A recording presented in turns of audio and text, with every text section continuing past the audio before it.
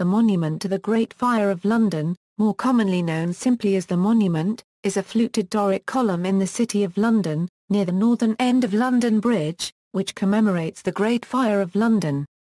It stands at the junction of Monument Street and Fish Street Hill, 202 feet tall and 202 feet from the spot in Pudding Lane where the Great Fire started on September 2, 1666. Another monument, the Golden Boy of Pye Corner, marks the point near Smithfield where the fire was stopped. Constructed between 1671 and 1677, it is the tallest isolated stone column in the world and was built on the site of St. Margaret's, Fish Street, the first church to be burnt down by the Great Fire.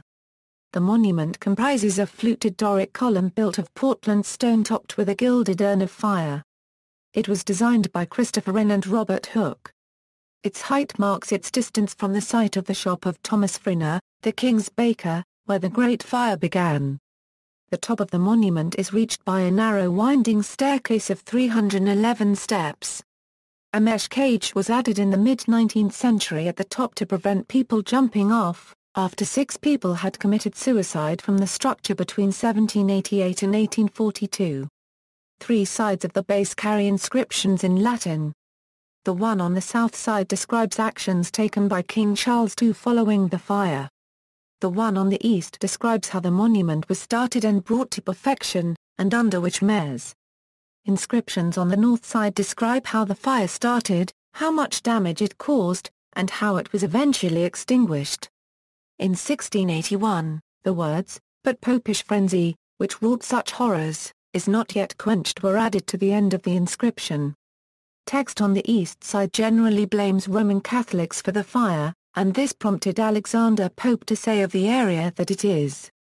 The words were chiseled out in 1830. The west side of the base displays a sculpture, by Keyes Gabriel Cibber, in alto and bas relief, of the destruction of the city. With Charles II and his brother, James, the Duke of York, surrounded by liberty, architecture, and science, giving directions for its restoration. The nearest London Underground station is Monument. It is a Grade I listed building, the highest designation possible. History. The first Rebuilding Act, passed in 1669, stipulated that the better to preserve the memory of this dreadful visitation, a column of either brass or stone should be set up on Fish Street Hill, on or near the site of Fryner's Bakery, where the fire began. Christopher Wren, as Surveyor General of the King's Works, was asked to submit a design. Wren worked with Robert Hooke on the design of the monument. It is impossible to disentangle the collaboration between Hooke and Wren, but Hooke unregistered trademark S drawings of possible designs for the column still exist, with Wren unregistered trademark S signature on them indicating his approval of the drawings rather than their authorship. It was not until 1671 that the City Council approved the design, and it was another 6 years before the 202 feet column was complete. It was 2 more years before the inscription was set in place. Commemorating a euro with a brazen disregard for the truth, the fact that London rises again. 3 short years complete that which was considered the work of ages. Hooke unregistered trademark S surviving drawings show that several versions of the monument were submitted for consideration, a plain obelisk, a column garnished with tongues of fire, and the fluted Doric column that was eventually chosen. The real contention came with the problem of what type of ornament to have at the top. Initially, Wren favored a statue of a phoenix with outstretched wings rising from the ashes, but as the column neared completion he decided instead on a 15-feet statue either of Charles II, or a sword-wielding female to represent a triumphant London. The cost of either being estimated at £1,050.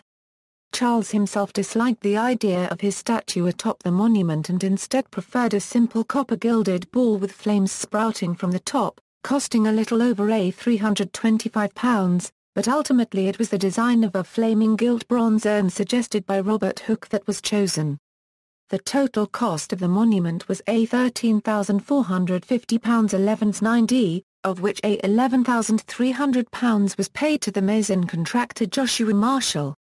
The Edinburgh-born writer James Boswell visited the monument in 1763 to climb the 311 steps to what was then the highest viewpoint in London.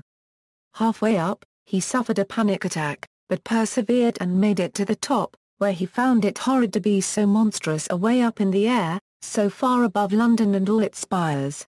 The area around the base of the column, Monument Street, has now been pedestrianised in a £790,000 street improvement scheme. The monument closed in July 2007 for an 18-month, £4.5 million refurbishment project and reopened in February 2009.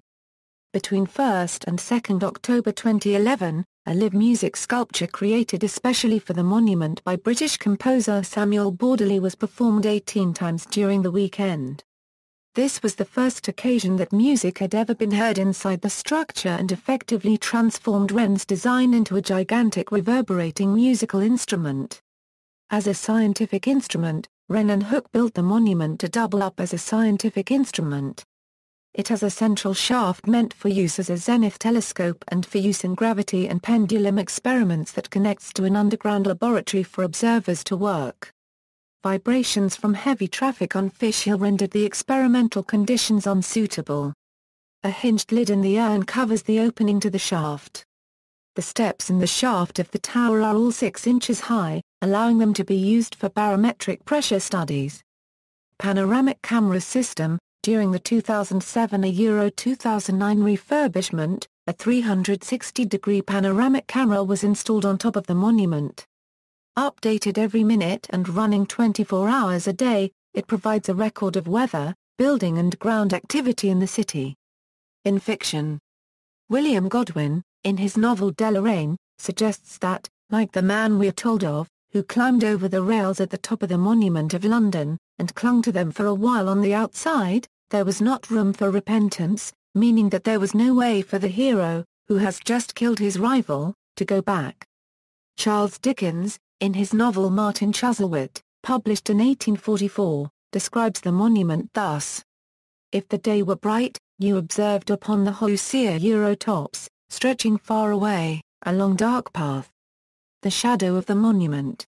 And turning round, the tall original was close beside you, with every hair erect upon his golden head, as if the doings of the city frightened him. The monument is a prominent setting in the System of the World, the third book in Neil Stephenson's Baroque cycle. George, the hero of Charlie Fletcher's children's book about Un-London Stoneheart, has a fight at the top of the monument with a raven and a gargoyle. The monument is a key location in The Bloodless Boy, a novel by Robert J. Lloyd. Robert Hooke, who designed the monument with Christopher Wren, investigates the sinister murder of a blood-drained boy discovered on the banks of the River Fleet. Harry Hunt, Robert Hooke's assistant, is chased up to the top of the monument after witnessing a murder. See also, History of London. References. Godwin, William. Deloraine and Collected Novels and Memoirs of William Godwin Volume 8 ed. Morris Hindle. London, William Pickering, 1992. Further reading, On a Grander Scale, The Outstanding Career of Sir Christopher Wren. External links. Official monument website, City of London Monument page. The Monument Panoramic Camera System, contains an archive of images. History of the monument with some account of the Great Fire of London, which it commemorates, by Charles Welch. 3D photo scan of the base or the monument showing Latin inscription.